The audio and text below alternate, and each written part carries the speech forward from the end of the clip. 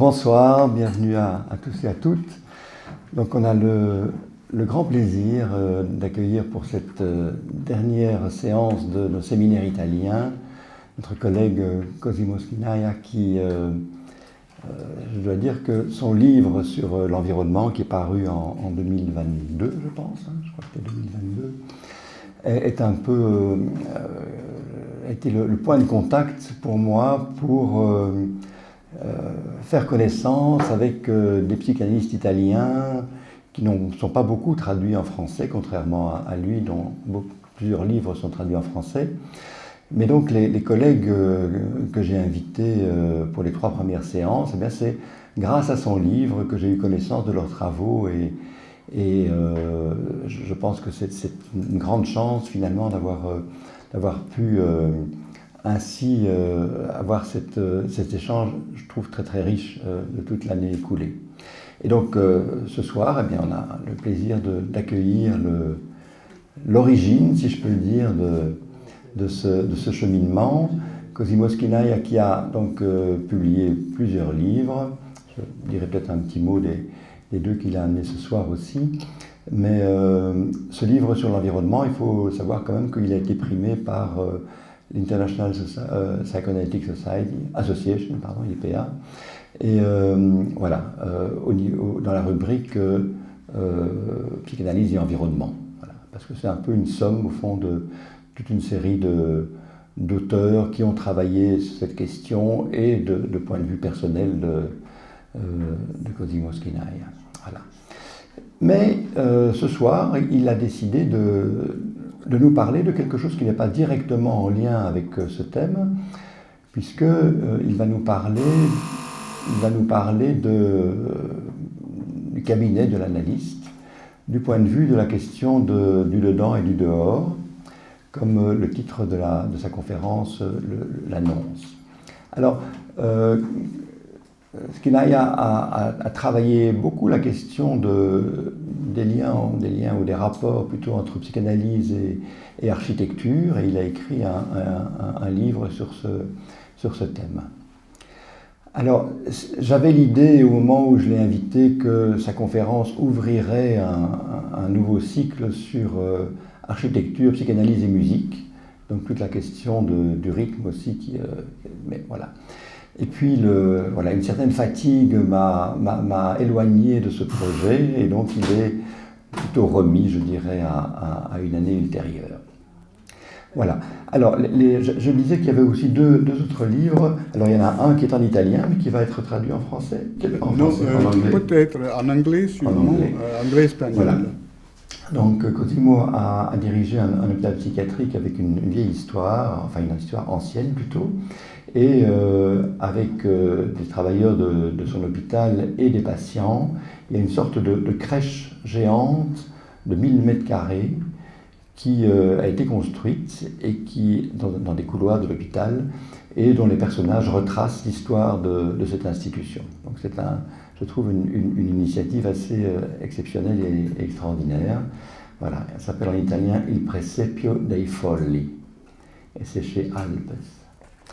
Et alors, il y a également un autre livre qui est une réédition et qui s'appelle Figures de la pédophilie, psychanalyse et le monde du pédophile. Et ça, c'est publié en français pour celui-ci chez l'Harmattan. Voilà. Est-ce que tu veux dire quelque chose je ne sais pas si vous m'entendez. Oui. Mais je suis très content. Tout a commencé avec Cosimo Schinaia et voilà, le cycle se clôture comme ça. Et ont été des journées, des séminaires très beaux, très riches. Et voilà, c'est le moment d'en tirer aussi des conclusions, d'aller plus loin. Et avec Cosimo, on va essayer. On a eu pas mal d'échanges.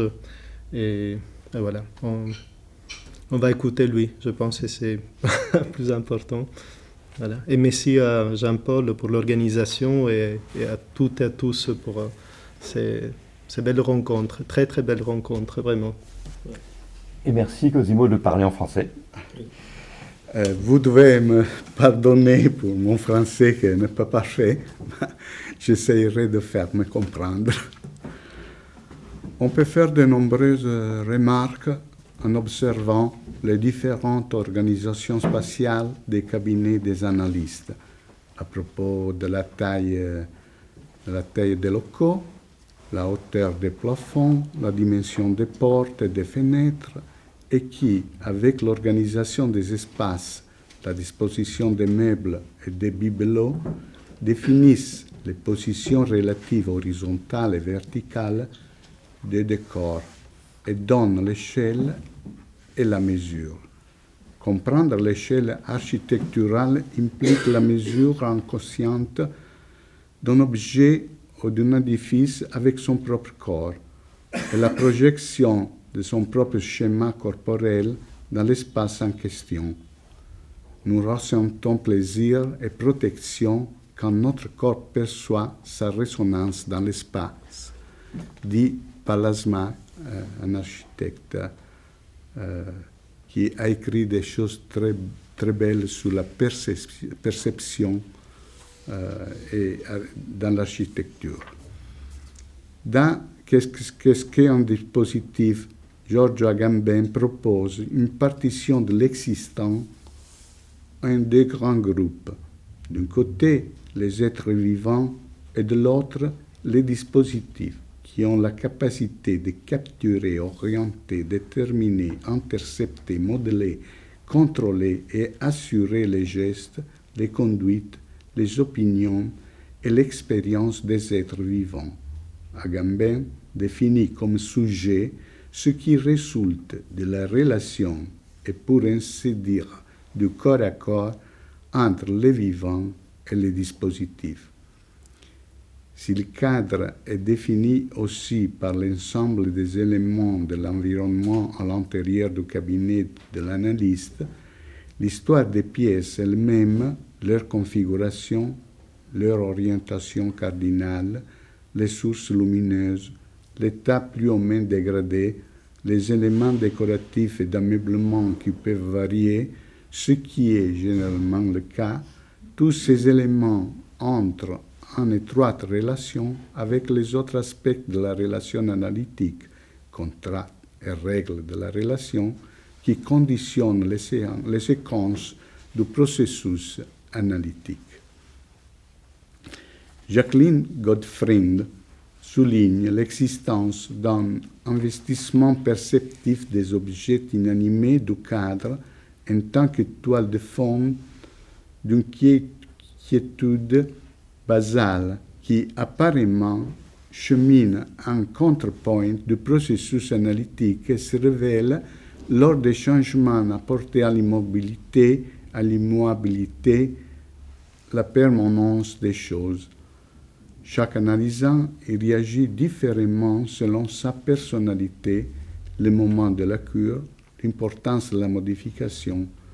Les choses, les objets du cabinet d'analyse non seulement sont parlées, mais parlent à leur tour. Elles prennent sang, deviennent des objets de projection et d'identification, mais aussi parlent, disent quelque chose, projettent. Il est surprenant et passionnant de relever dans l'analyse des psychotiques la coexistence d'un total déni de l'analyste avec une sensibilité exagérée à la moindre infraction de n'importe quel détail de l'habituel, c'est-à-dire du cadre, dit Bleger. Retour encore à Gottfried qui a écrit un très beau article sur la revue française. Les objets inanimés, quant à eux, sont ceux qui, dans le cadre, soutiennent le plus efficacement la continuité. Héritiers de l'agrippement perceptif aux choses, ils restent les garants les plus fiables d'un sentiment de sécurité. Mais, on l'a vu, leur investissement excessif présente le risque de geler une part importante du processus analytique. L'éclairage progressif des zones d'ombre accrochées aux choses, outre les bénéfices liés à une mouvance accrue de la pensée, libère aussi la perception rendue au seul plaisir de jouir des choses, et parmi elles, l'environnement inanimé offert par l'analyste. Et nous référons à l'objet transitionnel de Winnicott, objet inanimé par excellence, nous soulignons sa fonction de support dans la différenciation entre moi et l'autre, c'est-à-dire sa fonction d'intermédiaire pour accéder au fonctionnement symbolique, et nous pouvons affirmer que tout l'art de l'analyste consiste à laisser librement osciller la relation entre animé et inanimé.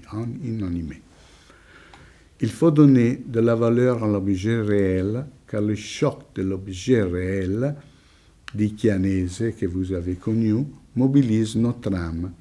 Sans l'objet extérieur, l'esprit s'assoupit et berce ses propres fantasmes.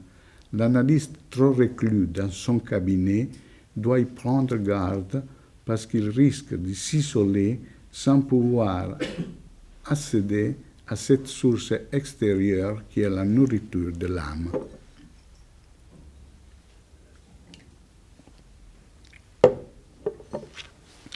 Son et lumière. En Europe, généralement, les cabinets sont moins grands qu'en Amérique. Donc, la distance du fauteuil de l'analyste au divan sur lequel le patient est allongé est généralement moindre, tout comme la distance entre le regard du patient et les divers éléments d'ameublement de la pièce, ce qui renvoie plus facilement au refuge primitif.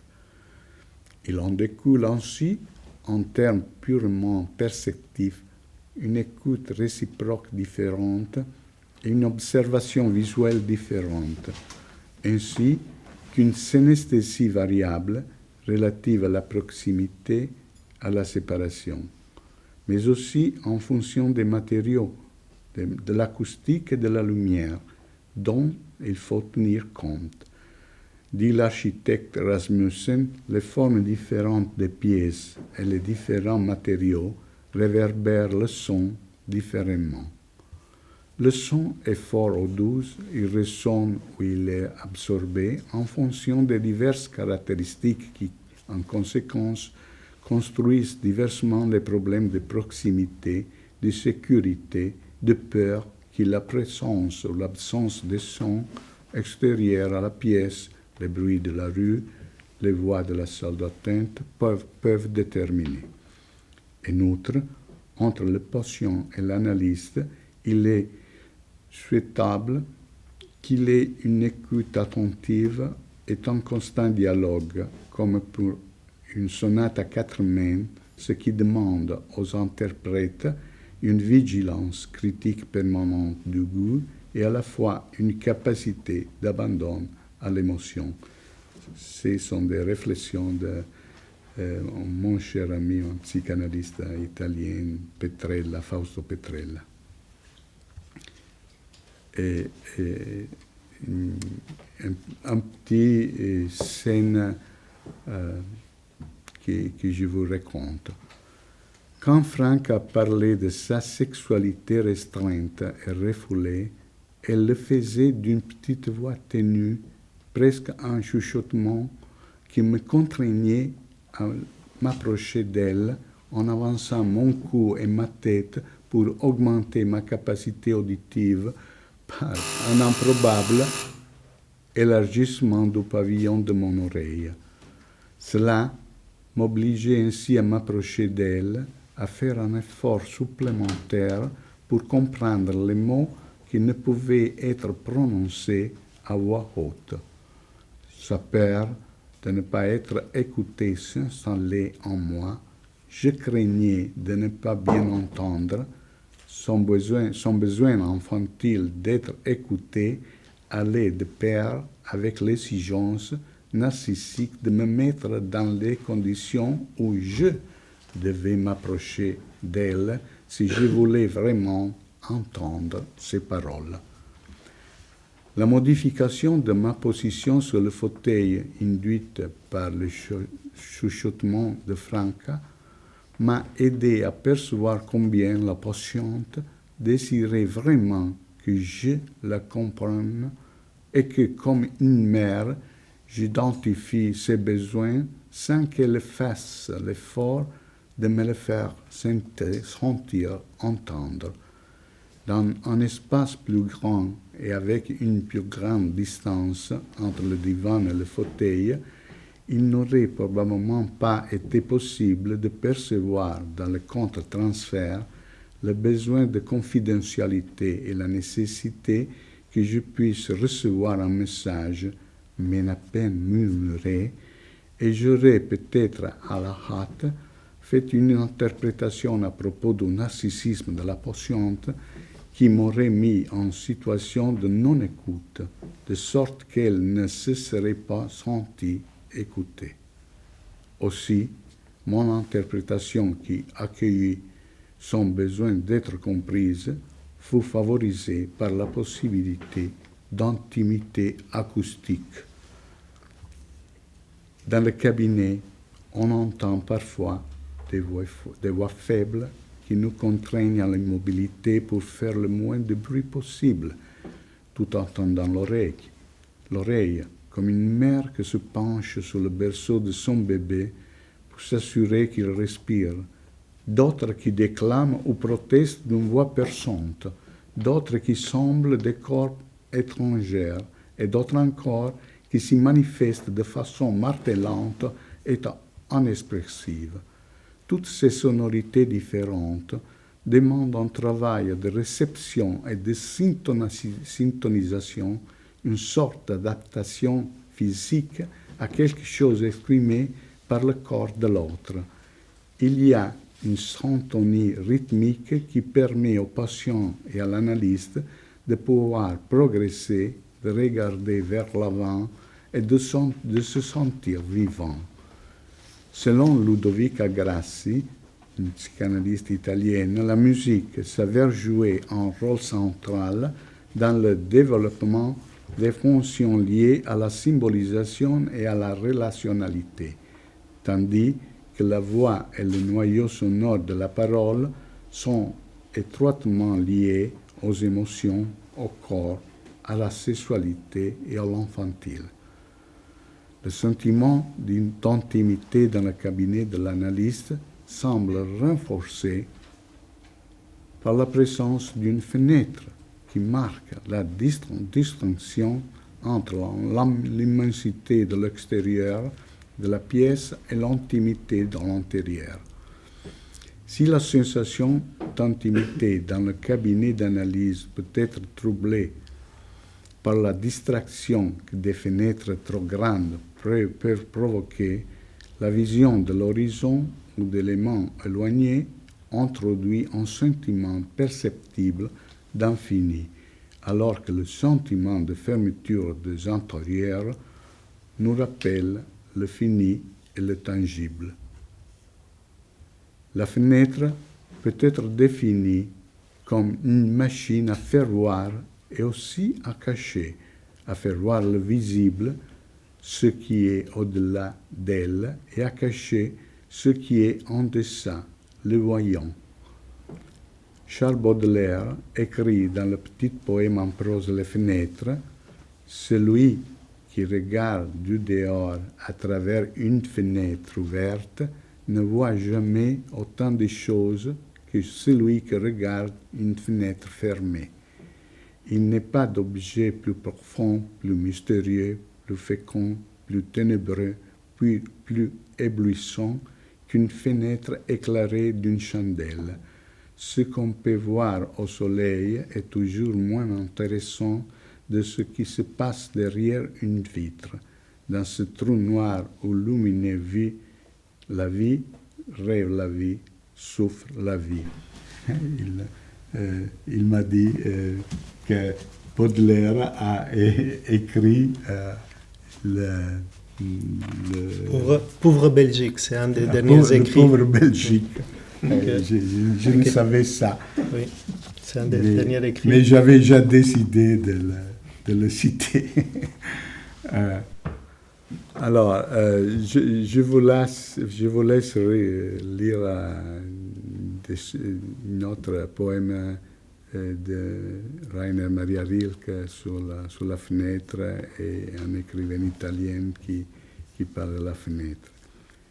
Chaque polarité a besoin de l'autre pour se compléter. Les deux niveaux ne s'excluent pas ni ne s'opposent, mais dans un va-et-vient continu se donne une sorte d'hospitalité mutuelle et sereine. La quantité, plus encore la qualité de la lumière naturelle à l'intérieur du cabinet sont très importantes, car ce que voient les yeux et ce que perçoit le son en matière d'architecture sont déterminés par les conditions de lumière et d'ombre. Les cabinets américains, par exemple, paraissent souvent plus lumineux que ceux d'Europe, pas seulement parce qu'ils sont plus spacieux, mais aussi par la taille des fenêtres, la couleur des cloisons et l'utilisation des matériaux et leur combination.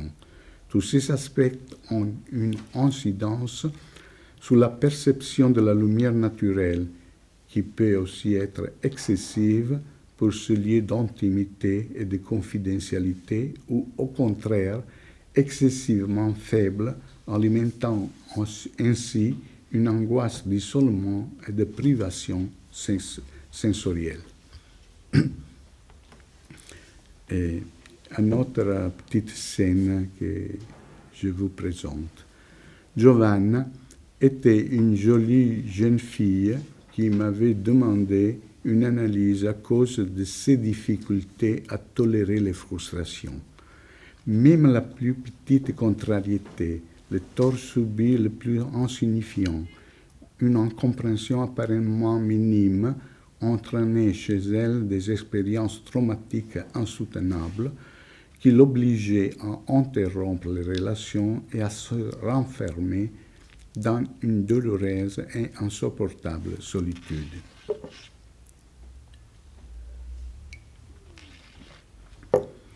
Quand la journée était belle et ensoleillée, avant de commencer la séance, Giovanna, avec une lenteur imperturbable, changeait de lunettes. Elle rangeait ses lunettes de vue dans leur étui et chaussait ses lunettes de soleil pour se protéger de ce qu'elle ressentait comme un excès de luminosité dans la pièce, un assaut du soleil, ce qui risquait de l'aveugler, de l'empêcher de regarder en elle, car elle avait l'impression que l'environnement trop ensoleillé n'offrait pas un espace suffisant à son besoin de confidentialité et d'intimité que la pénombre, selon elle, pouvait faciliter et protéger. Le passage aux lunettes de soleil était devenu le signal précis de sa capacité réduite à tolérer mes interprétations et de son besoin de ne pas être vue, de se cacher. Quand elle portait ses lunettes noires, elle me prévenait que mes interprétations seraient vécues comme l'allumage d'une lampe avec une lumière très intense dans un lieu sombre, comme pendant l'interrogatoire d'un individu suspecté d'un crime par un inspecteur de police. Quand elle ne mettait pas ses lunettes de soleil, mes interprétations étaient acceptées avec soulagement et survenaient comme en lueur dans la pénombre, comme des lucioles dans la campagne nocturne. Les sentiments de Giovanna rappellent ceux décrits par Cavafis dans le poème Les Fenêtres. Dans ces pièces obscures où je passe des jours oppressants, j'erche sans trêve pour trouver les fenêtres et n'ouvrir une me serait consolation. Mais les fenêtres sont introuvables, ou bien je ne puis moi les trouver. Et mieux vaut peut-être n'aime pas trouver. La lumière serait une tyrannie nouvelle, et qui sait ce qu'elle révélait l'inconnu. L'obscurité peut être une protection, un soulagement quand l'intensité du soleil et de la lumière est trop forte, ou bien quand la personne est trop faible et trouve le repos en se cachant derrière des lunettes noires. L'architecture peut être définie comme un refuge contre un regard toujours présent, diffus, dont nous sommes l'objet, la plupart du temps sans nous en aviser, qui nous laisse inquiets quand on l'éprouve, qui terrorise quand on s'en sent la proie directe. Le regard n'est jamais gentil, dit un psychanalyste français, Weissman. John Steiner souligne que l'on évite à la fois de voir et d'être vu si l'on se retire dans un refuge dans l'esprit, et que l'on doit faire face à ces deux situations si l'on commence à émerger. S'il y avait eu dans la pièce des grandes fenêtres lumineuses, la lumière eût été relativement intense et il ne m'aurait pas été possible de donner du sens aux variations de luminosité, anticiper ces signaux, car il est probable que Giovanna aurait eu plus de difficultés à manifester par la présence ou non de ses lunettes de soleil sa plus ou moins grande capacité d'introjection de mes interprétations. Mais moi aussi, si je n'avais pas mis de côté mes connaissances pour m'exposer sans mémoire et sans désir aux explications de Giovanna, je n'aurais pu percevoir son changement de lunettes comme le signal de son malaise. Chaque événement dans le cabinet de l'analyste devrait être perçu avant tout comme une variation du cadre qui peut concerner aussi les éléments concrets, les mouvements, les déplacements, les bruits provenant du corps ou de l'extérieur, les variations de lumière ou de température. Il faudrait développer cette capacité de perception, d'attention aux événements et s'entraîner à en relever la valeur sans y attribuer immédiatement une signification préétablie. Et maintenant, je vous parle du plafond et du sol. Un des endroits les moins représentés du cabinet de l'analyste est le plafond. Et pourtant, que l'on le veuille ou non, dans la position allongée sur le divan, le regard des patients se focalise longuement sur le plafond. Cette partie de la pièce largement sous-évaluée, mais chargée de son. Antonio, un étudiant en 3e année d'école d'architecture, était fasciné par les stucs années 30 qui décoraient le plafond du cabinet, de mon cabinet. Il décrivait avec précision 4 guirlandes en relief de fleurs tressées qui déroulaient tout autour du plafond leur structure hélicoïdale continue, interrompue dans les angles par des motifs qui évoquaient la forme d'emblèmes héraldiques. Il imaginait que par le passé, cette pièce avait été le théâtre de rencontres aristocratiques et il en ressentait tout l'orgueil de n'être l'hôte.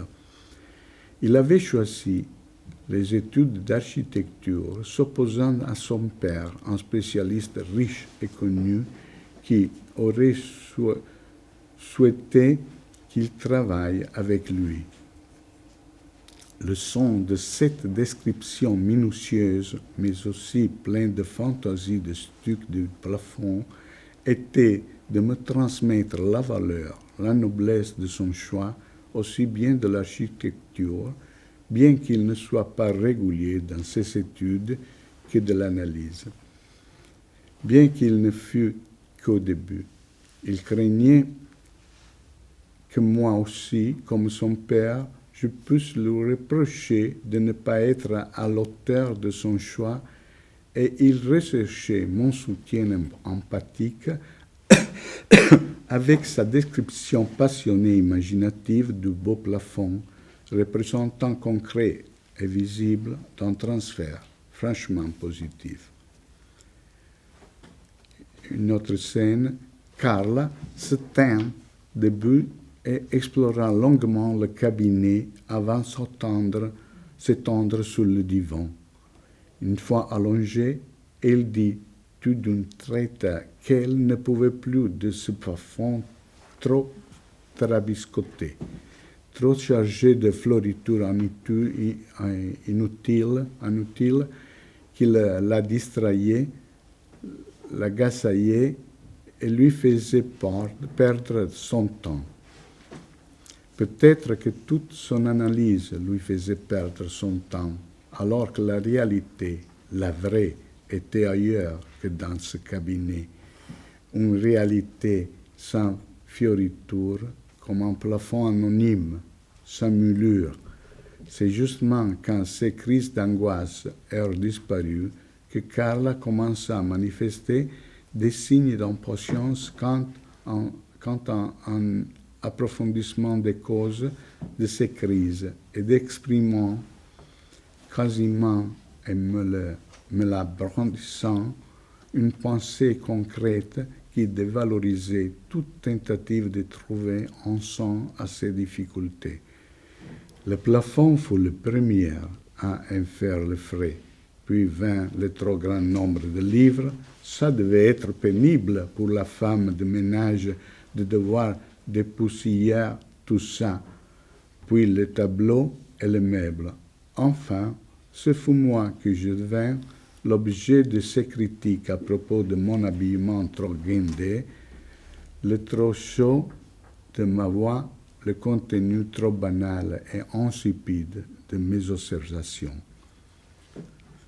Alessandra Lemma, suivant l'idée de Blecher, a développé la conceptualisation de cadres incarnés, particulièrement chez des patients avec un transfert symbiotique. Elle observe que l'aspect physique de l'analyste agit comme un puissant stimulus dans le monde intérieur du patient et que chaque changement dans le corps de l'analyste est ressenti comme profondément déstabilisant. Dans le premier cas, le plafond décoré a été le médiateur manifeste d'un transfert positif à la recherche d'une alliance thérapeutique qui pouvait honorablement favoriser les tentatives d'automisation d'Antonio.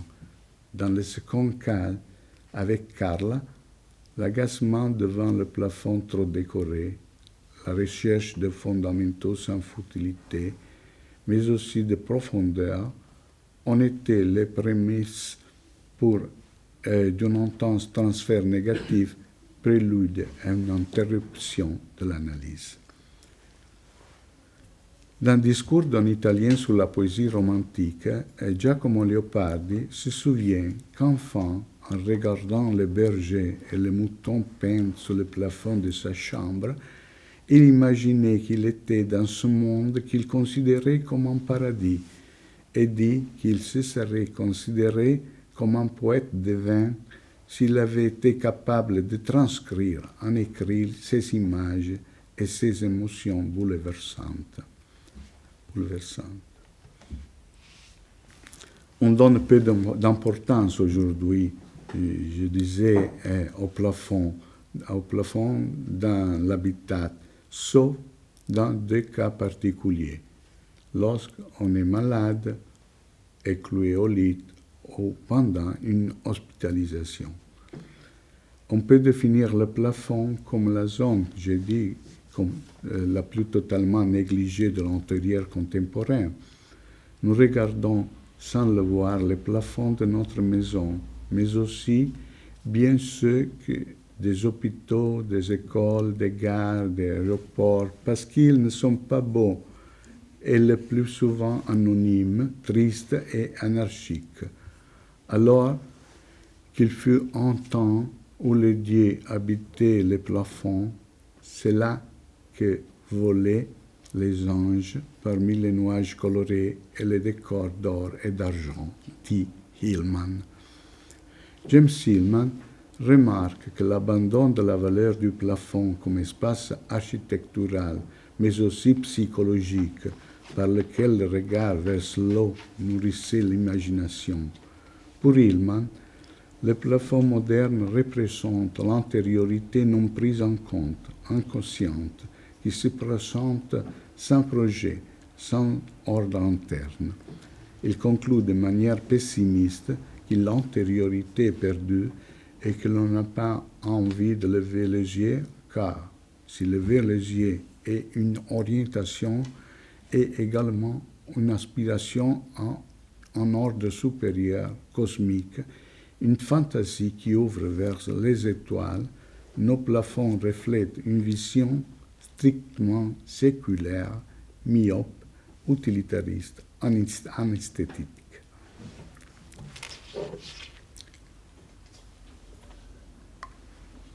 J'espère que vous comprenez mon français. Le sol du cabinet de l'analyste semble en être un des constituants muets, bien qu'étant dans l'absolu la partie de la pièce où les meubles sont posés, fauteuils et divans compris.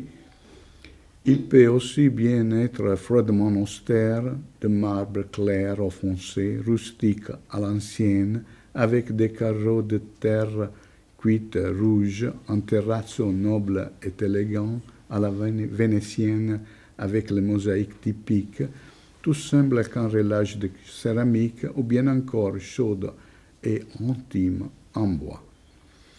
Malgré la grande variété des matériaux, des couleurs et des formes qu'il peut présenter, plus encore que le plafond, le sol ne semble quasiment jamais avoir une représentation effective dans la relation patient-analyste. Et pourtant, il y a des moments où ce qui semble muet trouve une voix spécifique pour signaler son existence.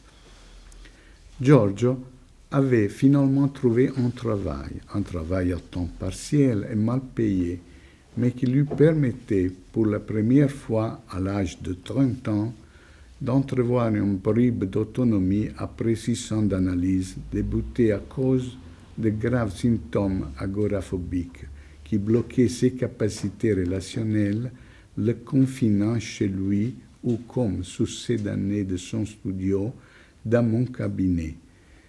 Sitôt après d'être allongé pour démarrer la séance, il me dit qu'il avait la sensation que le divan n'était pas en mesure de le retenir et qu'il se sentait tomber sur le sol. Il aurait dû ressentir de l'angoisse et aussi une douleur physique à cause de sa chute brutale sur le sol et au contraire, sur le bois du parquet du cabinet, il se sentait tout à fait bien, en paix, détendu, comme sur le divan, et il éprouvait un sentiment de protection, de douceur inattendue. Ce n'était pas seulement le divan, mais toute la pièce, sol compris, qui assumait pour lui cette fonction de contenance qui lui permettait aussi de se risquer à sortir de l'espace protecteur du divan, de tomber par terre, mais sans se faire mal, à mesure d'affronter l'extérieur du divan, l'espace ouvert, et donc sa nouvelle activité professionnelle avec la charge d'angoisse et d'incertitude qu'elle comportait. Mon sentiment est que le fait que le sol soit en parquet ancien et chaleureux a favorisé la sensation de douce protection ressentie par Giorgio et que probablement, si à la place du vieux parquet il y avait eu du marbre froid, la sensation de chute aurait pu être ressentie en termes beaucoup plus traumatiques. Je me souviens des commentaires positifs de quelques patients quand j'ai remplacé dans mon cabinet la chaise longue de Le Corbusier qui entraînait par sa forme une contrainte spatiale objective avec un manque relatif de confort et de mobilité corporelle, par un divan plus large et plus souple qui facilitait la détente et les mouvements du corps et donne la possibilité de se souvenir de ses rêves et de fantasmer. D'autres patients, cependant, se sont exprimés en termes négatifs à propos du changement du divan, car l'assise à l'inclination variable de la chaise longue offrait la possibilité d'en régler la hauteur, permettant aussi d'en faire une sorte de fauteuil, alors que le divan traditionnel obligeait à la position allongée. Je repense aussi au sentiment de promiscuité et au caractère provisoire du vécu d'un patient qui, avant moi, était allé chez un analyste qui le faisait s'allonger sur un véritable canapé de salon. Le patient fantasmait que sur ce canapé, son analyste prenait le café avec sa invité et que donc, comme il l'a formulé, il posait sa tête où des inconnus posaient leur cul. Ainsi, à aucun endroit, et certainement pas sur ce canapé, il n'y avait la possibilité d'une pièce réservée en lieu intime, seulement pour lui et d'un usage bien spécifique. Giuseppe Civitarese et Nino Ferro nous offrent un dialogue savoureux sur le divan de l'analyste, sur les raisons du choix du style, sur leur ressenti quand le divan est vide et avec la description du divan, l'incessant travail du deuil effectué par l'analyste aux différents moments de son activité professionnelle. Il m'est parfois arrivé d'oublier d'ouvrir la fenêtre pour aérer la pièce entre les deux séances et certains patients ont pu sentir l'odeur du patient précédent. Certains ont fait des commentaires en termes rassurants, ressentant de ce fait le divan comme un lieu où diverses personnes avec des odeurs différentes pouvaient s'entendre et bénéficier ainsi de la cure. D'autres sont sentis envahis par quelque chose d'étranger qui portait atteinte à l'intimité absolue de leur propre espace analytique. Une patiente, en me signalant cette sensation de promiscuité, m'a traité de protecteur, pas en raison de mon attitude protectrice, mais parce que la patiente qui l'avait précédée avait laissé sur le divan l'odeur intense et désagréable d'un parfum que seulement une prostituée avait pu utiliser.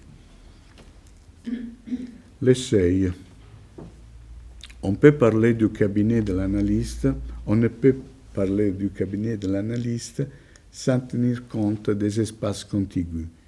La séquence de l'arrivée comporte de multiples niveaux, éléments subtils et puissants qui marquent le territoire et la dialectique entre l'intérieur et l'extérieur.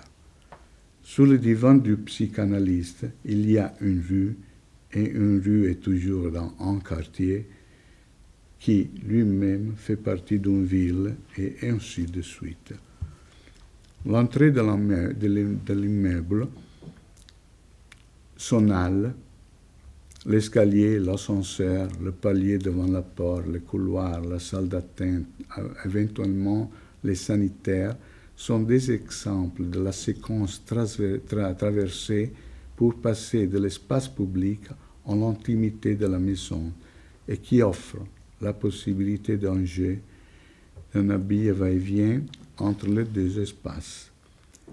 Dès que l'on entre dans l'enceinte de l'immeuble et que l'on avance vers le cabinet de l'analyste, on pénètre petit à petit, lentement, les différentes strates de l'espace pour se préparer à cette rencontre profonde qui isolera l'analysant et l'analyste du monde extérieur. La poétesse Hilda Dulitre, à propos de l'appartement de Freud, écrit « Je descendis la Bergasse, pénétré dans l'entrée familière, c'était au 19 de la Bergasse à Vienne. Il y avait une balustrade et de larges marches de pierre. De temps à l'autre, il m'arrivait de croiser quelqu'un qui descendait. L'escalier de pierre s'élevait en courbe. Des portes se trouvaient sur le palier. Celle de droite donnait sur l'appartement professionnel, celle de gauche sur les appartements privés de la famille Freud. Il était manifeste qu'on avait procédé à la disposition des lieux de façon à rendre improbable toute confusion entre le domaine réservé à la famille et celui qui concernait les patients ou les étudiants. René Roussillon qualifie ces espaces de siège de fonctionnements psychiques particuliers, plus ou moins présents, plus ou moins essentiels, suivant les types ou les temps du processus psychanalytique qui tamponne et régule les passages de l'environnement extérieur et de l'environnement intérieur.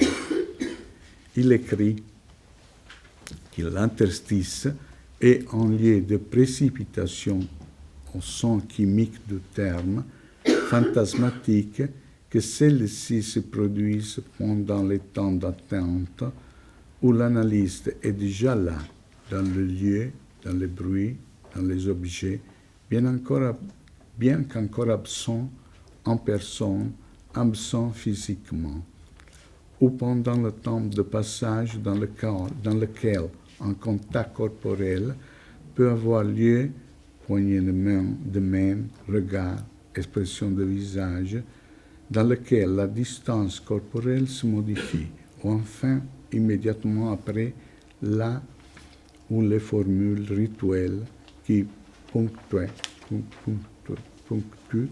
la séance. L'architecte Henry Plumer parle de dispositifs, de mécanismes d'éléments cinétiques ingénieux que l'on peut trouver dans les espaces domestiques ou dans des autres espaces, loquets, serrures, poignées et autres. Des petits trucs qui n'ont souvent même pas de nom et qui sont pourtant capables non seulement de remplir leurs fonctions, mais aussi de modifier et de marquer fortement la qualité d'un espace. L'architecture peut être vue comme un ensemble de suggestions et d'expériences sur la nature des relations entre l'intérieur et l'extérieur, une machine programmée pour réguler ces connexions. C'est pourquoi on peut voir l'architecture comme une sublimation qui nous permet de préserver nos expériences de lien avec la nature et la société, tout en conservant des niveaux sophistiqués de diversité. Ce sont des réflexions qui fait Esther Sperber, une architecte que j'ai eu la possibilité de connaître à New York et qui est en relation avec des analystes et qui écrit sur des journaux d'analyse. Esther Sperber définit l'architecture comme une méditation sur l'entrée et le sortir qui articule les cadres qui contiennent nos vies. Une psychanalyse de l'architecture est le corollaire d'une psychanalyse des formations collectives qui débouche sur une définition sociale de l'opposition dedans-dehors, l'édifice et la stylisation de la coupure entre le dedans et le dehors. À la suite d'une de mes interprétations à propos de ces façons d'exprimer ses besoins infantiles seulement par la transgression clandestine, Andrea répond en me signalant avec une préoccupation évidente que la porte palière de l'ascenseur de mon immeuble s'ouvre même quand l'ascenseur n'est pas à l'étage et que c'est un mauvais fonctionnement très dangereux. En raison de la gravité de l'information, une vérification me permettra d'exclure tout réel danger, mais sera un véritable acte contre-transférentiel dont l'analyse ultérieure montrera à travers ma préoccupation et mon anxiété de vérification son intense sensation de danger. Le signalement d'un grave danger, la mort par chute, semble montrer l'auteur lié au passage de la porte qui ne donne pas accès à l'ascenseur contenant, mais directement et dramatiquement au vide angoissant et mortifère. J'ai ressenti cette information de manière si concrète que j'ai dû en vérifier rapidement la véracité.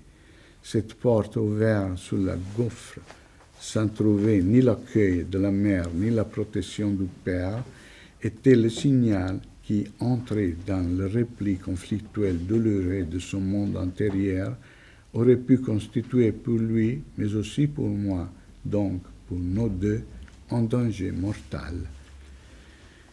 C'est sur le seuil lieu de la cérémonie d'entrée, rythmée par le temps de l'attente, du passage de l'accueil et de l'accueil, que se tient l'esprit du Dieu gardien protecteur, vigilant et attentif. Entrer et sortir, l'accueil et le revoir sont une partie importante de l'expérience analytique. Le seuil est l'intermédiaire conceptuel de l'entrée et de la sortie, le lien entre le connu et l'inconnu, fragile et incertain, passage ou démarcation. Les limites sont certainement physiques, mais peuvent avoir différents aspects. Certaines sont clairement visibles, d'autres sont invisibles, d'autres encore sont suggérées implicitement. Mais ce n'est pas pour autant qu'elles ne soient pas intensement perçues, aussi bien physiquement qu'émotionnellement. Ainsi, le dispositif de seuil ne se présente pas seulement entre deux entités adverses, mais se retrouve également dans des situations harmonieuses. Les limites réelles ou imaginaires de la pièce renvoient aussi spatialement aux limites réelles ou imaginaires de la relation. La qualité de cette relation originale entre l'analyste, l'analysant et l'espace dans lequel se déroule l'analyse tient non seulement du contexte cognitif, mais aussi à la présence prédominante du contexte physique immédiat. Le cabinet de l'analyste doit offrir la possibilité d'évoquer différents types d'associations et doit pouvoir facilement faire place aux divers désirs des occupants.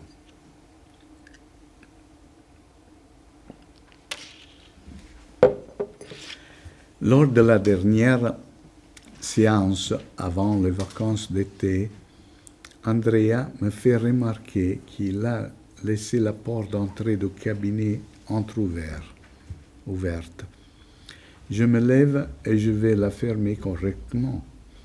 Après avoir présenté mes excuses pour cette distraction, je lui dis qu'il craignait peut-être que la porte entr'ouverte puisse être un indice de mon manque d'attention pour son besoin d'intimité et que cela aurait pu favoriser des intrusions de l'extérieur alors même qu'ils sont attaqués sa place à moi en raison des vacances imminentes. Andrea, dans un sursaut d'orgueil, nie d'abord la validité de mon interprétation, car il n'y a pas peur d'une porte ouverte, parce qu'il n'y a rien à cacher à personne. Ensuite, il essaie de me justifier en disant que peut-être, à ce moment-là, je pensais au patient qui l'avait précédé, celui qui boite, sans même considérer que je l'abandonne et que je pense à mes vacances, à ma famille, ce qui l'exclurait. Andrea ne fait pas une scène de jalousie et n'insiste pas non plus sur un mode paranoïque à propos de mon oubli inopportun, mais manifeste une compréhension défensive pour mon esprit préoccupé par quelqu'un d'autre, celui qui le précédait, le patient qui boitait, et que, de ce fait, avait donc plus besoin de moi, tout comme enfant, il se faisait une raison quand sa mère, enseignante, était absente, occupée par ses élèves. L'interprétation de ce faux self-compréhensif permet à Andrea de parler de ses fragilités, de ses peurs d'être exclu de l'affection maternelle, car se considérait insignifiant et incapable de susciter l'intérêt de sa mère. Le rôle de l'espace architectural connectif comme des espaces interstitiels est de relier l'intérieur, je dis, à l'extérieur, de médier la conjonction et la séparation. Quand on entre dans l'espace analytique, on a traversé de nombreux seuils, c'est-à-dire les articulations des espaces qui créent des situations intermédiaires, certaines évidentes, d'autres moins. Elles ne signalent pas nécessairement des exclusions, mais peuvent être vécues comme des traversées, des passages, des filtres qui préparent la rencontre avec l'autre ou comme des barrières infranchissables. Déjà, à la fin des années 30, Benjamin, dans son livre des passages, notait le peu de termes pour définir les seuils, qu'il appelait aussi transition et qui reliait au rite de passage qui, à leur tour, avaient des répercussions évidentes sur l'organisation et l'articulation de l'espace. Il faut décrire le seuil dans sa dimension anthropologique et en même temps formelle et symbolique. Le seuil est un lieu où deux identités dans l'espace s'attestent, s'attendent, se confrontent, se réfléchissent, se défendent. Elles servent à confirmer les différences. Sans cette solution de continuité spatiale, les différences de densité qui entourent différentes présences ne pourraient s'exprimer et se confronter de manière adéquate. Après ces transitions, l'analysant est salué et accueilli par l'analyste et conduit jusqu'au divan. L'entière séquence s'organise comme une expérience fluide avec des effets sensoriels perçus pendant le trajet qui évoque une variété d'associations dont chacune peut correspondre à la reconnaissance d'expériences similaires vécues auparavant. Et c'est la dernière partie, la ville dans l'ancience. Hier, avant de m'endormir, dit un patient, j'ai regardé une émission à la télévision qui parlait des brigades rouges à Gênes. Et je vis à Gênes. Et ils ont montré la rue où se trouve votre cabinet, où a été commis une des premiers attentats terroristes et où un homme fut tué. Effectivement, près de l'immeuble où j'ai mon cabinet, un commando brigadiste avait commis un meurtre. C'était une rue très sombre, lugubre. Il décrivait Gênes comme la ville la plus étendue d'Europe et surtout comme la cachette idéale avec ses ruelles étroites et tortueuses. Je pense à tous ces morts, aux personnes qui ne sortent pas de chez eux par peur des attentats terroristes. Cette ville triste et apeurée, décrite dans ces documentaires télévisés, ne correspond en rien à la ville accueillante et colorée que Gênes représente pour moi aujourd'hui.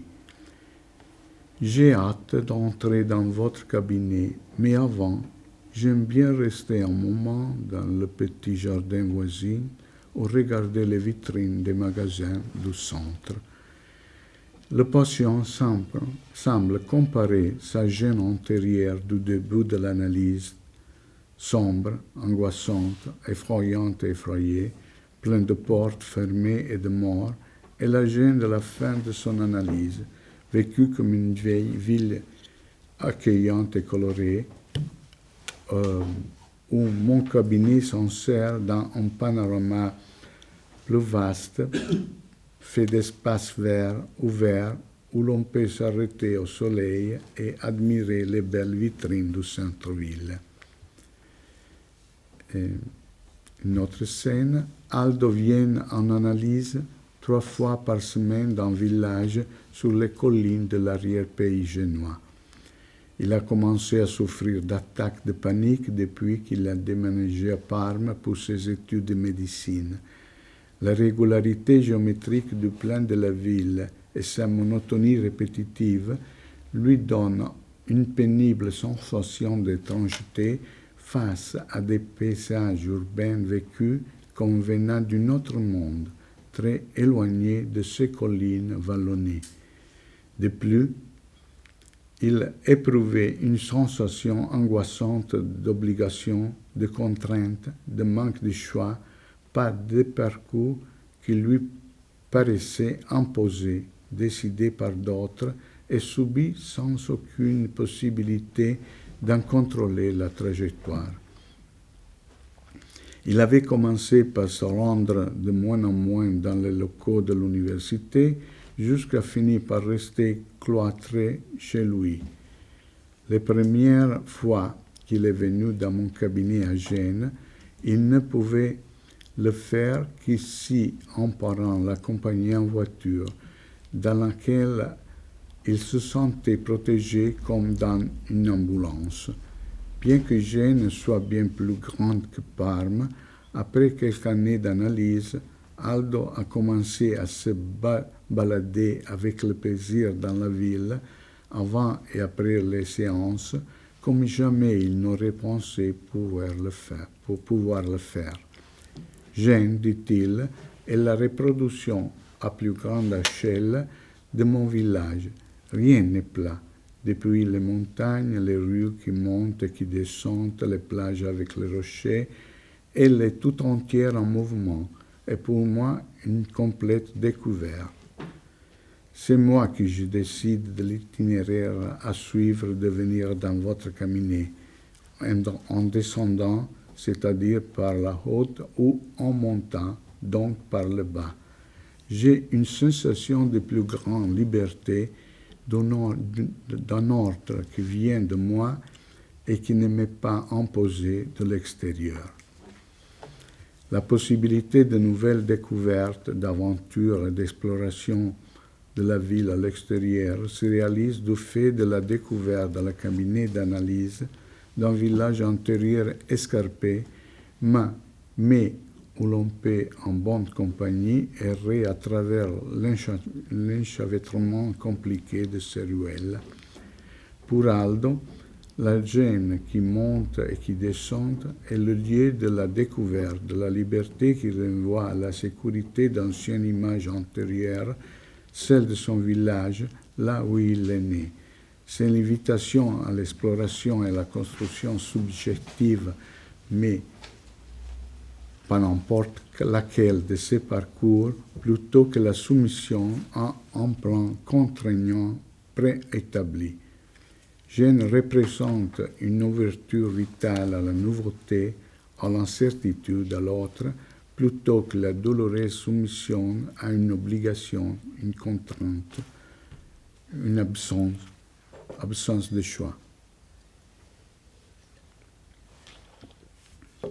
Je n'ai bien sûr nullement l'intention de proposer un modèle architectural du cabinet d'analyse et je me rends bien compte du risque que des simplifications excessives puissent mettre en second plan l'originalité, le caractère unique de chaque cabinet qui, comme écrit Deval, quand il parle du cabinet de Freud, qui déborde d'accords et de contrastes inattendus, tout comme l'intégration des données spatiales de perspective avec le monde interne aux patients et la spécificité de cette relation analysant-analyste.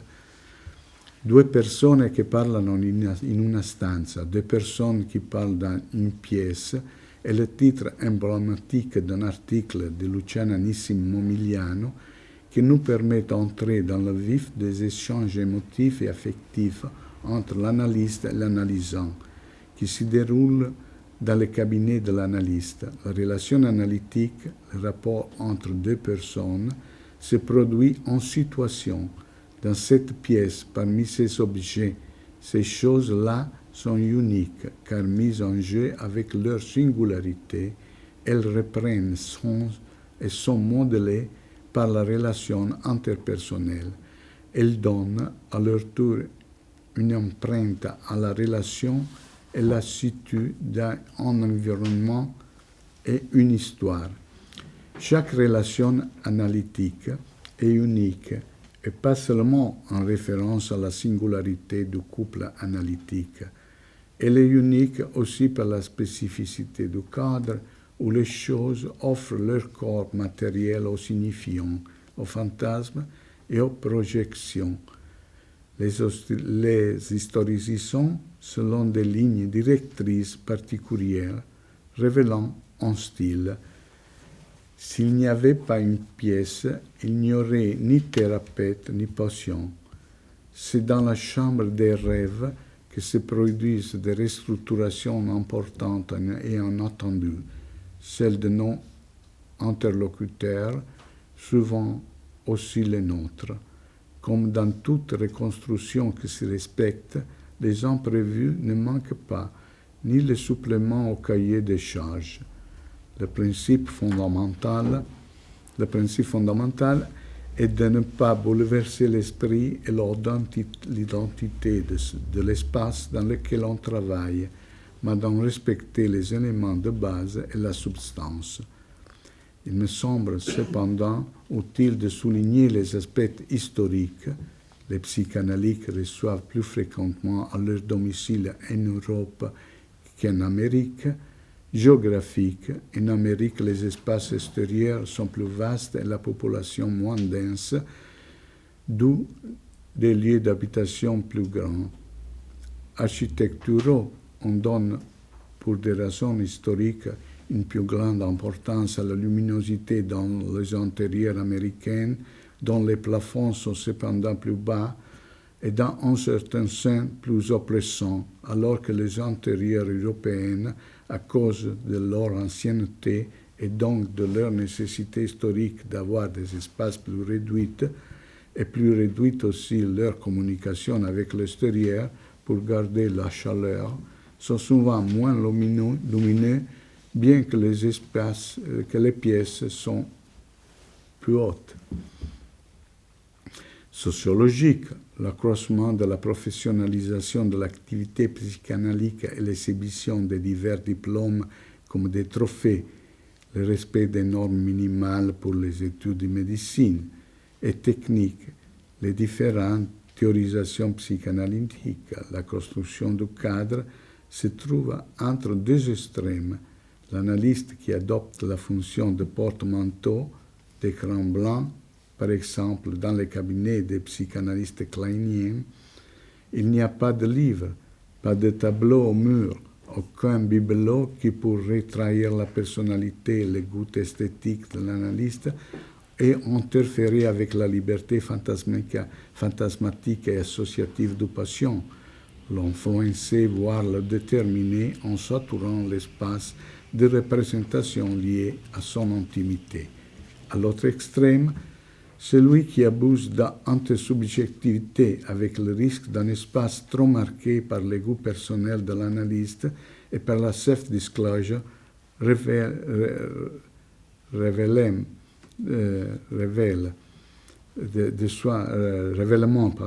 de soi conscient, délibéré et non involontaire, dévoilement inconscient d'éléments personnels, qui peut interférer de façon importante avec le goût et le vécu des patients, avec leur liberté de les exprimer. Ces aspects peuvent avoir leur importance dans la mise en place du cadre et donc dans la constitution, le vécu, l'interprétation des mouvements transférentiels et contre-transférentiels. Connaître et approfondir l'impact des aspects architecturaux et de l'aménagement des cabinets d'analystes sur les dynamiques de la relation analytique favorise une étude du cadre moins idéologique et plus intégré dans des divers composants. Il en va de même pour un cabinet vu comme un lieu de projection de l'ombre, de la mémoire et des associations dans une présence partagée organisés dans cet espace. C'est pourquoi il ne faut pas oublier de voir, entendre et sentir comment pense et répond cet espace. La surface doit être comprise comme la configuration matérielle du rapport entre le sujet et les objets. C'est un lieu de médiation et de projection de tout ce qui concerne le rapport entre intériorité et extériorité. Peter Zumthor, un architecte, écrit « J'essaie de répandre ce qui me paraît précieux, de corriger ce qui dérange et de recréer ce qui nous manque. Cela pourrait être un projet stimulant pour les architectes, les psychanalystes et tous les créatifs. » Terminé.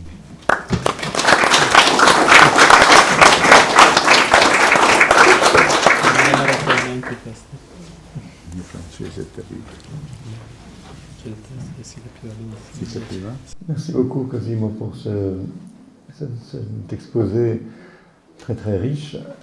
Alors, je crois que j'avais diffusé auprès des collègues le texte de votre exposé. Il y a eu quelques petites modifications que vous avez, quelques ajouts plutôt que vous avez apportés, mais en gros c'est le même texte.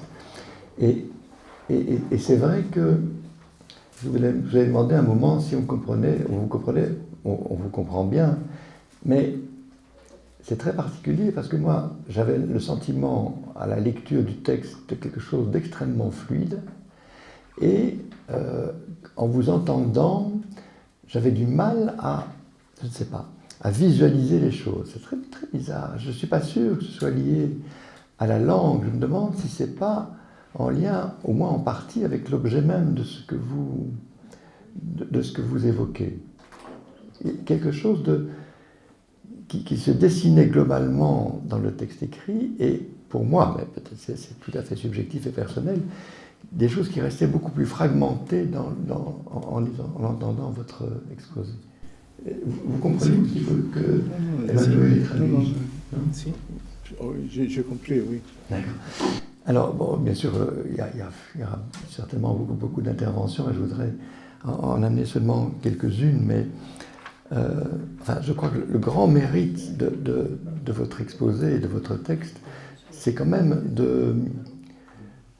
d'attirer notre attention sur la complexité exceptionnelle de ce qui nous entoure chaque jour et donc nous semble banal et auquel on pense à peine, qui est effectivement les lieux où les patients sont reçus. Alors, ce que j'ai énormément apprécié dans votre travail, c'est d'une part tous les différents niveaux que vous décrivez, mais aussi combien vous arrivez à nous faire sentir, et peut-être j'ai parfois ressouligné des passages de votre texte, que cet espace qui semble banal est en fait multiple, et que on croit qu'on est toujours dans le même bureau, et on n'est pas toujours dans le même bureau. Et même du début d'une séance à la fin, eh bien, on passe dans des niveaux de vécu de l'espace différents. Et ça, je trouve que c'est remarquable, la manière dont vous saisissez ça. Alors, je voudrais juste donner une toute petite vignette d'une patiente qui a un fonctionnement en bonne partie psychotique, bon, pas que, mais au début, en tout cas, c'était très très fort. Et cette patiente, au début, on était en face à face, elle me regardait très très peu. Et parfois, elle restait le temps très très long, presque d'une séance entière, sans parler. Mais ça n'avait pas l'air de la déranger. Et moi, ça ne me dérangeait pas vraiment non plus. Et puis un jour, au milieu d'une séance, d'un silence, elle me dit « Hein ? Vous étiez parti et maintenant vous êtes revenu. » Et puis, dans une autre séance, elle me dit « Ah, je suis revenu, j'étais allé voir ma fille parce que j'étais inquiète pour elle. » Sono capito. Durante la stessa seduta dice cosa, poi prima lei è partito, adesso è rivenuto. Nella stessa, poi in un'altra seduta dice sono scomparso questa volta, sono andato a vedere mia figlia e sono perché ero preoccupata e sono ritornato. Et ce qui est incroyable, c'est qu'elle n'avait pas l'air angoissée. C'était tout à fait normal pour elle de circuler, et cette pièce, tout d'un coup, apparaissait comme un lieu. Voilà. Et bon, c'est une femme qui avait une dimension persécutive au départ et qu'elle a perdue ensuite, mais elle avait, parfois elle piquait des crises chez elle à la maison, et elle devait se réfugier dans son lit ou partir faire un tour en voiture.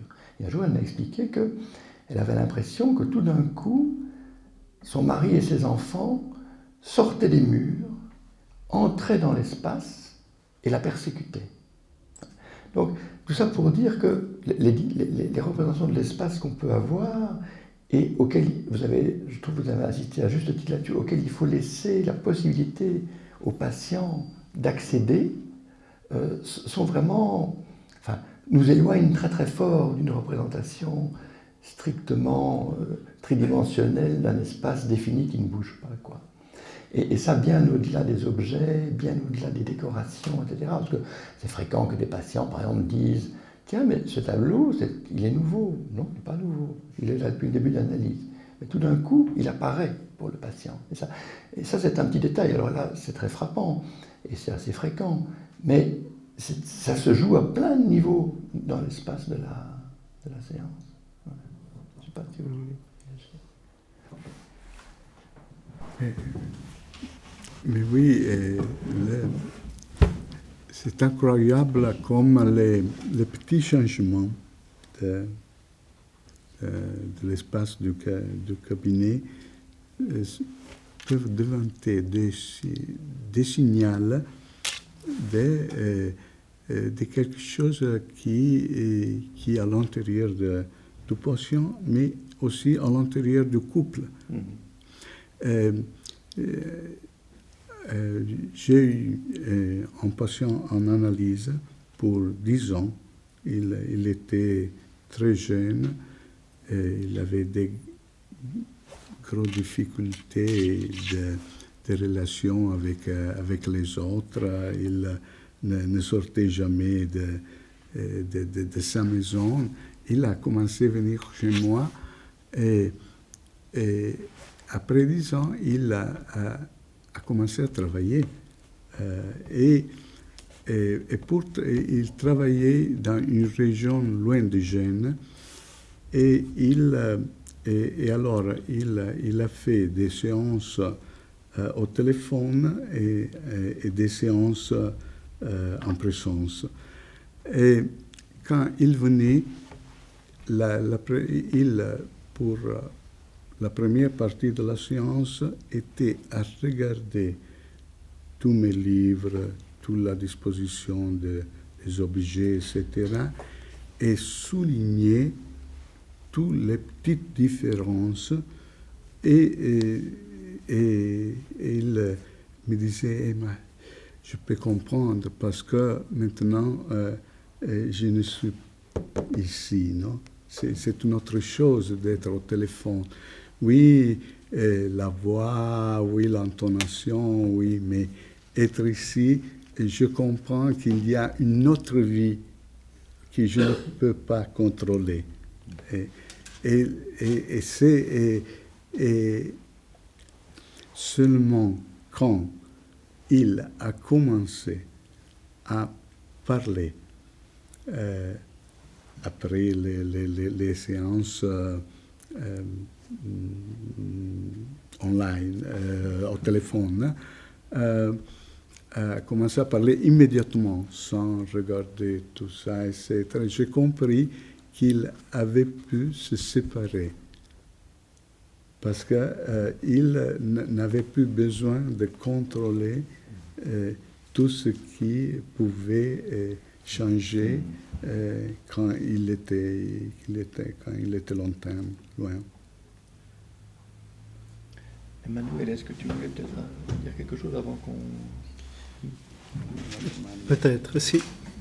Il y a une question, mais il y a un passage qui est fondamental pour moi. Cosimo le sait, on a essayé d'en parler, mais C'est un passage alla 2e page, où tu citi Winnicott e poi ecco, c'è un'aggiunta Winnicott est cité et tout simplement nous pouvons affirmer que tout l'art de l'analyste consiste à laisser librement osciller la relation entre animé et inanimé. Bon, ça a l'air d'être très simple comme ça, apparemment, mais qu'est-ce que c'est cet art de laisser osciller ce dialogue ou pas entre animé et inanimé? Je peux parler d'une expérience personnelle. Quand ma mère est morte, moi et mes frères, nous avons vu tout ce qui était, tous les objets qui étaient à la maison, et que faire des objets. Et alors, c'est incroyable, mais des objets que nous avons vus beaucoup de fois et sans les voir, sont devenus objets de la mémoire. A été possible à travers une série d'objets, de bibelots, de petites choses, etc., retourner à un moment de rencontre avec ma mère. Oh, c'est pas quelque chose de nouveau. Il y a une psychanalyste, je pense,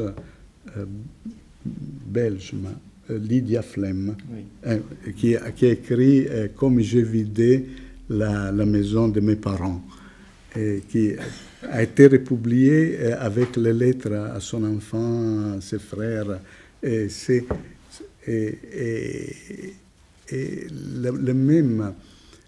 la même situation, nous l'avons quand il y a le trasloco, come si dice, le déménagement, parce que des objets qui sont abandonnés, qui sont mis dans la cantina, come si dice, dans la cave ou sans attention, devient quelque chose de différent, non? Devient la possibilité de penser à ce que tu laisses et la nouvelle position et le nouveau signifiant dans la nouvelle situation, dans la nouvelle maison. Non? Alors, animé et inanimé donnent la possibilité de vivre les objets pas seulement comme quelque chose, comme une extériorisation du goût, mais aussi comme quelque chose qui signe moment de notre vie, moment de notre relation. Avec ma mère dans le cas, mais aussi avec les patients. C'est difficile ce soir de parler de beaucoup de choses, mais c'est le problème quand un patient fait un cadeau à l'analyste. Non? C'est un objet concret qui modifie complètement la relation. Non? Généralement, on touche, on voit, et alors il y a quelque chose qui... Et alors, il faut des idées. Il y a quelqu'un qui dit « Ah non, je n'accepte rien de rien ». Un autre qui dit « Je interprète beaucoup le cadeau ». Et le patient jamais fera un autre cadeau parce que c'est terrible. Hein? Mais je pense que il faut comprendre ce que dans le moment à l'intérieur de la relation et de la température de la relation dans quel moment le cadeau représente. Et alors, plutôt que dire oui ou non, c'est juste se tromper, il faut faire le psychanalyste. Simplement le psychanalyste. Alors, essayer de comprendre que le patient veut dire dans, quelquefois, fréquemment, il y a de l'alcool. Alors, l'alcool peut être un moment de convivialité, mais l'alcool te fait dormir, t'anesthétise. Non, alors, mais l'une ou l'autre des significats ne sont pas prédéterminés. Tu dois penser à ce que s'avère dans le moment où le don, le cadeau s'avère. Qu'est-ce qui souhaiterait intervenir? Tu risposto? Je crois que je peux parler sans È che sai rispondere in francese, non puoi immaginare che fatica. Peut-être tu te présentes si tu veux. Oui, je m'appelle Bénédicte de Pièce. Et je suis psy dans un centre, mais je n'y suis plus, aussi en privé. Voilà. Alors, je m'interrogeais si le texte-là n'interrogeait pas de façon transversale aussi une question qui me semble avoir parcouru le séminaire ici depuis 3 ans, qui est la question du rapport que nous avons à la beauté. Beauté du côté de l'harmonie, par exemple ici dans le texte, les beaux plafonds moulurés, le parquet sur lequel on s'imagine pouvoir reposer en sécurité. Mais aussi, on avait d'ailleurs commencé ce séminaire avec Hopper et Bacon, qui, pour moi, sont aussi 2 figures de l'inquiétante étrangeté, et que ces 2 aspects-là sont présents dans le cabinet de l'analyste. Et que, le questionnement ici sur la beauté, c'est pas qu'est-ce qui fait qu'une chose est belle, me semble-t-il, qui a été présent tout le temps, mais qu'est-ce que la beauté nous fait? Voilà. Non, la question de l'architecture et des espaces de l'analyste, j'associe à une situation d'une famille que j'ai reçue dernièrement, où à un moment donné je déménage de cabinet, donc je signifie au père que je vais changer de cabinet et que ce sera ailleurs. Alors il dit, mais vous pourriez venir chez moi, alors vous pourriez venir chez nous. Comme si la question de... Enfin, qu'est-ce que la modification des espaces entraînait pour lui, comme si... je ne sais pas comment penser ça, mais c'était du côté... alors, occupez mes propres objets. Plutôt que me faire déplacer, investir vos objets, venez vous occuper et investir les miens. Donc... Et j'ai trouvé ça particulièrement intéressant d'entendre ça, mais sur le moment, j'en ai pas fait grand-chose à ce moment-là, mais du côté de... C'est un homme qui voulait que je vienne chez eux, là où il venait dire qu'il n'y avait pas de cloison chez eux, qu'ils étaient dans un loft, et qu'il y avait un problème de séparation des espaces, et la question de problème de séparation qui ne venait pas border l'angoisse de sa fille. Et que là, il appelait à venir dans un espace trop ouvert, que j'entendais pour border un peu les espaces intimes chez lui. Voilà. Merci.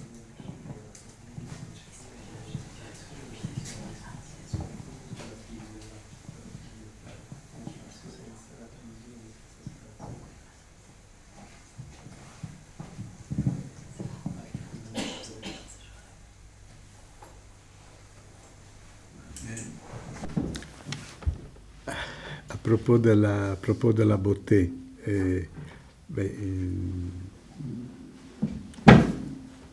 sûrement vous connaissez les travaux de Donald Metzer, non, sur l'objet esthétique et la beauté. Mais je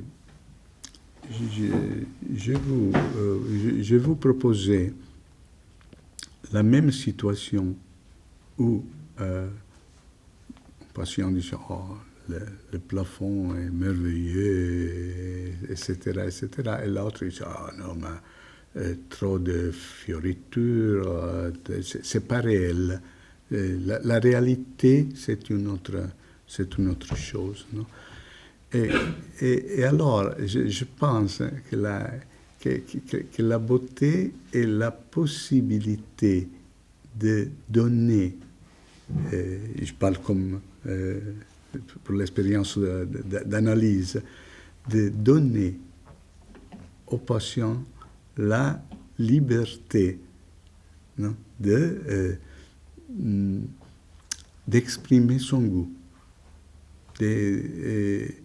C'est la même chose quand nous donnons une interprétation. Quelquefois, je pense, quand on parle d'interprétation, je pense à Max Weber.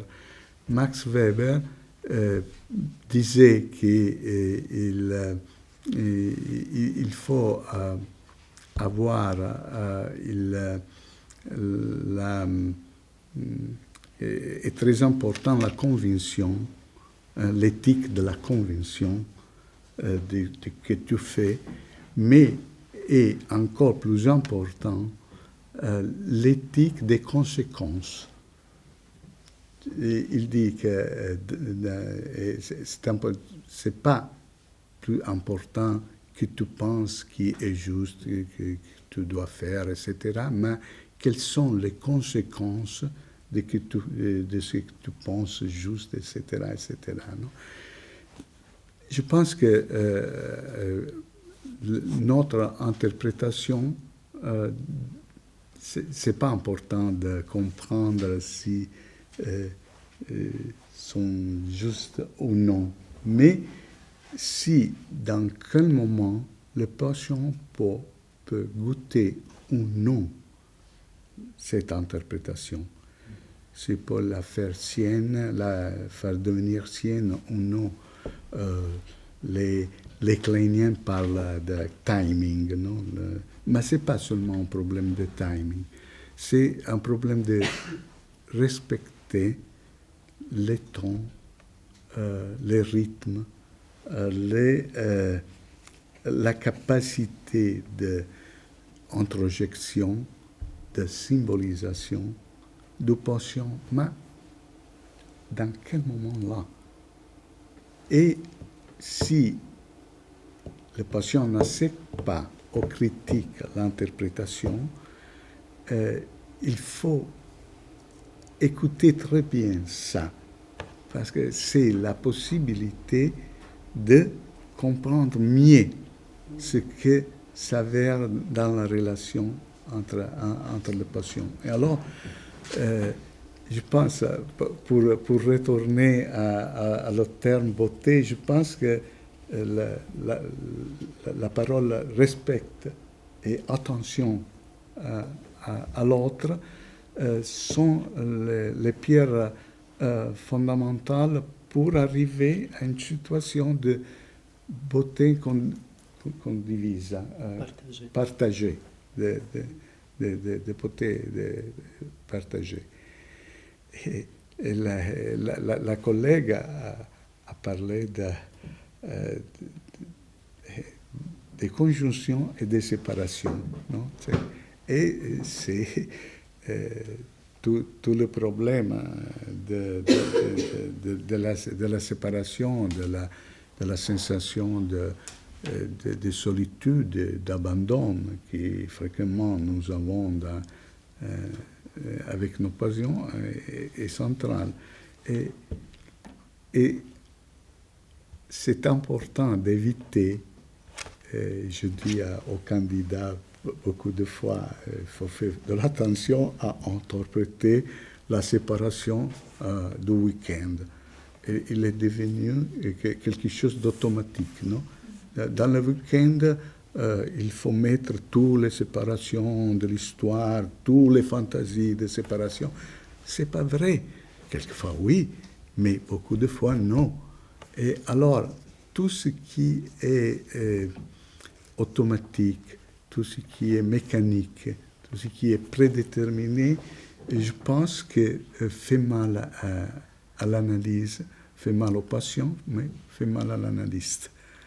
Et alors, ce que vous avez dit, non, ce que vous avez pensé du patient et des problèmes du patient et des problèmes qu'il avait et que dans la séparation et que chez lui, etc., est très intéressant pour ça, parce que est situé en relation à votre déménagement. Pardon pour mon français.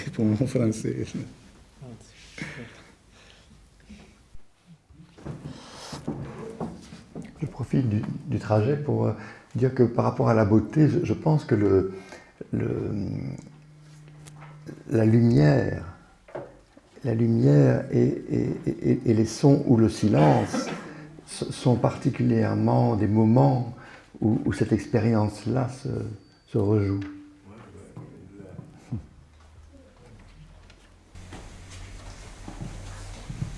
Voilà, merci pour votre exposé. Je m'appelle Pascal Grolus, je suis psychanalyste et psychodramatiste. Alors, c'était pas prédéterminé. En lisant votre texte, j'ai eu une certaine impression qui était plus de vouloir le comprendre, rentrer dedans. Et en vous entendant, contrairement à Jean-Paul, peut-être c'est le lieu, l'auditoire, les lumières, tout d'un coup est venu progressivement Italo Calvino. Et comme si je voyais tout d'un coup un Italo Calvino psychanalyste devant moi qui me parlait. Et alors ça, c'était très troublant, parce que ça m'a rappelé toutes mes lectures de Calvino, que j'ai peut-être pas tout lu, mais énormément. Et ça m'a rappelé aussi à quelle époque de ma vie j'ai lu ça, et aussi à quel point Calvino, l'espace et le temps aussi, hein, sont des dimensions comme ça qui nous poétiques, enfin qui nous mettent dans un mouvement très particulier. Donc voilà, je n'ai pas vraiment de questions, je voulais juste vous renvoyer ça, et puis du coup je me disais, tiens, est-ce qu'à l'origine, ou est-ce que vous êtes un grand lecteur de Calvino? Je vous remercie beaucoup, parce que le livre qui sortira en français l'année prochaine a beaucoup pas seulement de citations, mais des ergs, mais de réflexions sur les villes invisibles, sur les sons américaines, sur la légèreté, etc., etc., etc. Et je suis très content parce que cette année, en Italie, il y a beaucoup d'expositions dans toutes les grandes villes, Gênes comprises, dédiées à l'œuvre de Calvino, parce qu'il y a le centenaire de son naissance, de sa naissance. Et à Gênes en particulier, je suis très content parce que l'exposition est sur Calvino qui est dessinée par Lele Luzzati. Je ne sais pas si vous connaissez Luzzati. Luzzati est un grand... come si dice, Anto, quello che in francese non è pittore, lui è un illustratore. Et il a illustré les livres de Calvino, et j'ai eu la possibilité de le connaître. Il a fait des choses. À Gênes, il y a le musée dédié à Luzzati, et il a illustré les trois livres, le baron, le viscomte, etc., etc. Et c'est vrai, Calvino, selon moi, est une bonne liaison entre la littérature, l'architecture et la psychanalyse. Je m'appelle Dominique Chartier, je ne travaille plus qu'en privé. Voilà. Mais dans le même ordre d'idées, d'abord je veux vous remercier. Et je crois qu'il y a 30 ans, j'aurais beaucoup aimé vous avoir comme superviseur avec ce que vous avez raconté. Parce que m'est revenue une situation que je ne pourrais plus raconter, mais quelqu'un que j'ai vu longtemps. Et je sais que je ne cessais d'observer, et j'ai fait ça avec énormément de passion, la façon dont ils occupent l'espace avec les objets qu'ils ont avec eux. C'est-à-dire un sac, où est-ce qu'ils le mettent? Près de leur fauteuil, à leurs pieds, à l'entrée. Ce sont des choses que j'observe et j'en fais quelque chose parfois. Mais là, c'est vraiment une femme que j'ai longtemps observée et qui posait son sac. Et je sentais qu'il y avait un rapport entre les positions de son sac et ses humeurs ou quelque chose comme ça. Mais c'était il y a longtemps. Et quand j'ai voulu reparler de ça avec une superviseuse, elle me disait toujours « Mais qu'est-ce qu'elle a dit? Mais qu'est-ce qu'elle a dit ?» Bon, moi, je voulais parler de mon contre-transfert par rapport à ce sac et par rapport à tout ce que je percevais, je sentais. Et l'espace, et donc ça m'a ravie de lire tout ça, parce que, bon, je pourrais citer plein de choses sur lesquelles j'ai associé avec des patients. Et tout bêtement, le petit paragraphe sur les détails, alors non plus le plafond, la lumière et tout ça, que j'ai déjà pensé à tout ça, mais par contre, ces derniers temps, j'ai une jeune fille qui, elle, ouvre la porte, et pas moi, parce que ça aussi c'est différent, pour sortir du cabinet, et elle ne sait jamais l'ouvrir. Et effectivement, c'est parce que moi je suis ambidextre et que les portes, je les ouvre avec la main gauche. Et comme c'est une poignée ancienne, le mouvement que je fais, comme elle le fait elle dans l'autre sens, eh bien ça ne marche pas. Mais elle continue à toujours ouvrir la porte la première, et moi chaque fois je vais lui dire, bon, le dernier temps j'ai même dit, c'est une étudiante, hein, c'est pas une analyse. Et elle a besoin de vous pour s'ouvrir et pour ouvrir. Oui, sûrement. De toute façon, Alors, c'est pas du tout dans votre texte, mais enfin, puisqu'on parle d'architecture, c'est valable aussi au niveau des institutions, évidemment. Et votre livre m'y fait beaucoup penser. Alors, il y a dans un livre qui est paru il y a pas tellement longtemps, qui s'appelle L'enveloppe psychique, chez Luneau, et il y a là des articles de plusieurs psychanalystes, Didier Houzel, René Caes, tout ça.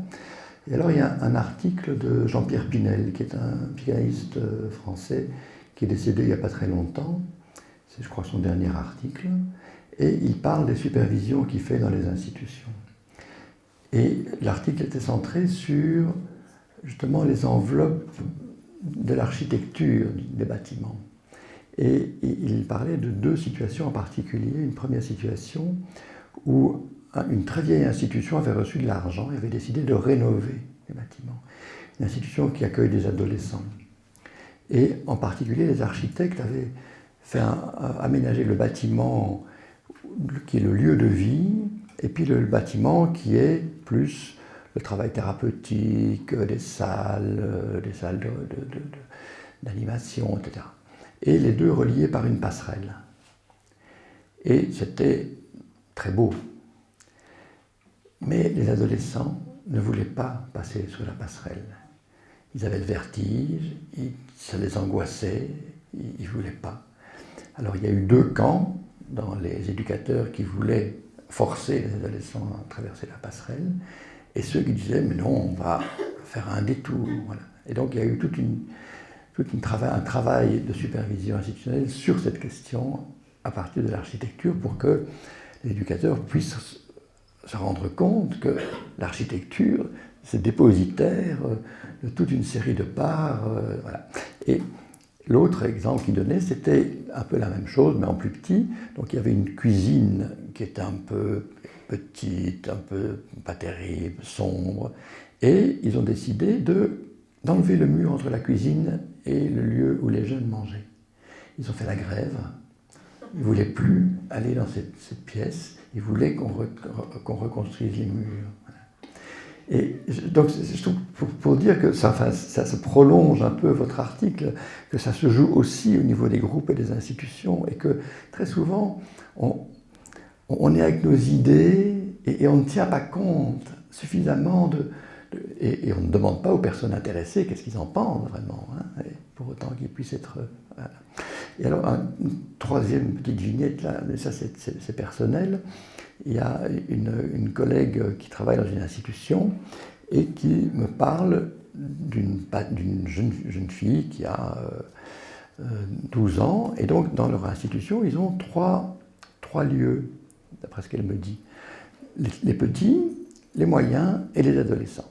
Et la question, c'est cette petite fille, qui est là depuis qu'elle est toute petite, parce qu'elle a été placée après la naissance, elle arrive à la limite de l'âge, et donc la question c'est est-ce qu'elle passe chez les moyens, ou est-ce qu'on l'adresse dans un autre service? Et je ne sais pas pourquoi, je lui dis, mais je ne suis jamais venu dans votre institution, est-ce que vous pourriez m'expliquer comment les locaux sont connectés? Et elle me dit, ah ben oui, eh bien, les 2 groupes sont dans le même bâtiment. Et simplement, il y a 2 lieux de vie différents pour les 2 groupes. Et puis en haut, il y a les chambres.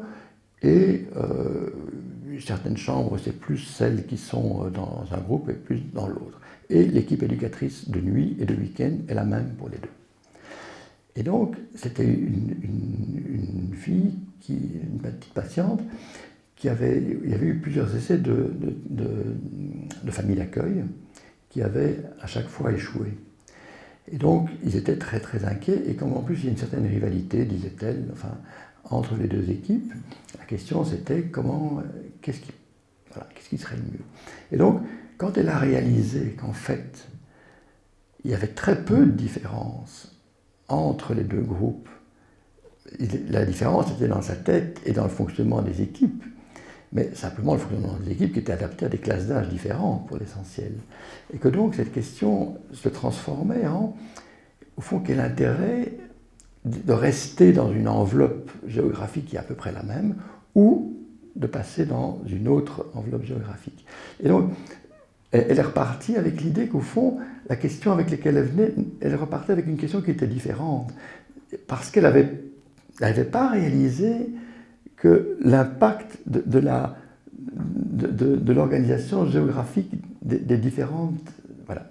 Et ce qui est rigolo, c'est que moi, je ne demande jamais ça aux gens de décrire là où ils travaillent, l'institution. Et là, tout d'un coup, ça m'est venu, je pense qu'elle m'a transmis quelque chose qui me permettait d'amener cette question. Enfin, voilà.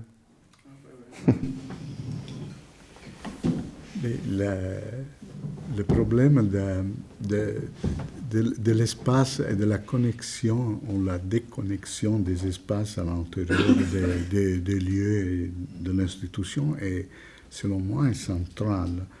Pas seulement dans le vieux hôpitaux psychiatriques, mais aussi dans toutes les institutions. Je dirais aussi dans l'institution de nos habitations. Maintenant, vous pouvez voir que l'organisation spatiale des maisons, des habitations, sont sans couloir. Le couloir n'existe plus. Alors, j'ai aussi de la mémoire de quand j'étais un enfant, quand je jouais au ballon avec mes frères, parce que était le lieu moins déterminé, non? Où il y avait le téléphone pour toute la famille, où il y avait, et Pontalis dit une chose très sympa, il écrit: le couloir est nécessaire parce qu'il faut séparer la chambre des enfants de la chambre des parents. Non?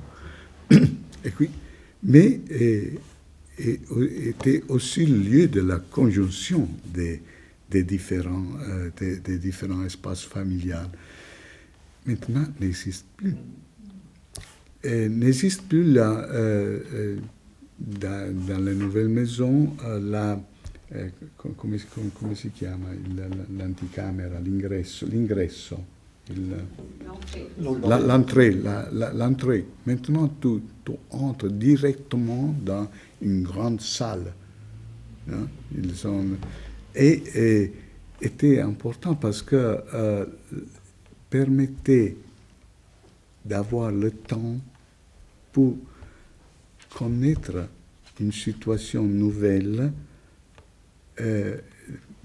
du public à l'intime, de n'être immédiatement effrayé de l'intime, non? Mais d'avoir io dico un luogo di decantazione. Un sas, ce serait, je pense, ici. Pardon, quelquefois mes mots en français. Il bello di decantazione è beau parce que c'est un peu ce qu'on fait avec. Comme le vin. On laisse décanter, oui. Donc c'est ce qu'on fait avec le vin. Ce qu'on fait avec... Et aussi dans l'institution. Quelquefois, je pense au lieu où on prend le café. Et l'unique lieu dans l'institution où le médecin, l'infirmier, le patient, les parents des patients, les gens qui passent, n'ont pas de divise, comme si, uniforme. De divise. Non, uniforme. Et c'est pas facile parce que nous avons une uniforme presque partout. Non? Là, non. Et alors, les lieux de transition sont les lieux, Roussillon a parlé, il a parlé des interstices, etc. Mais ils sont centrales pour mettre ensemble le langage institutionnalisé, mais le langage sans une fonction spécifique, sans une fonction... Et quelquefois, nous devons parler et écouter avec notre patient dans la chambre d'analyse de la même façon. La capacité d'avoir différentes écoutes de ce qui, dans quel moment le patient nous dit et nous transmet. Et je parlerai jusqu'à demain matin de cette chose, parce que à propos de l'institution, je pense que le modèle important est le couvent, qui a été oublié, où il y avait la possibilité de l'intimité, de la personnalisation, la cellule, non? Et la possibilité de prier ensemble dans, come si chiama, dove c'è il chiostro, dans le cloître, mais sans parler une avec l'autre. Chacun avec sa propre façon. Mais ensuite, il y a la possibilité de l'assembler, de parler ensemble. Il y avait la possibilité de vendre les produits et il y avait les botteghe jusqu'à l'extérieur, mais en relation avec l'intérieur. Et il y avait les bibliothèques et il y avait la possibilité de voter, il y avait de la liberté, mais il y avait aussi des règles. Bien, je pense que est un modèle important pour penser à des liens institutionnels comme les communautés pour les jeunes, par exemple, non? On arrive tout doucement à la fin de notre soirée et de ce cycle. Je ne peux pas résister encore une toute petite incise avant de terminer. J'ai beaucoup de mal à me souvenir avec une certaine précision du visage et même de l'allure de mes psychanalystes d'il y a 40 ans. Par contre, je me souviens parfaitement de leur bureau.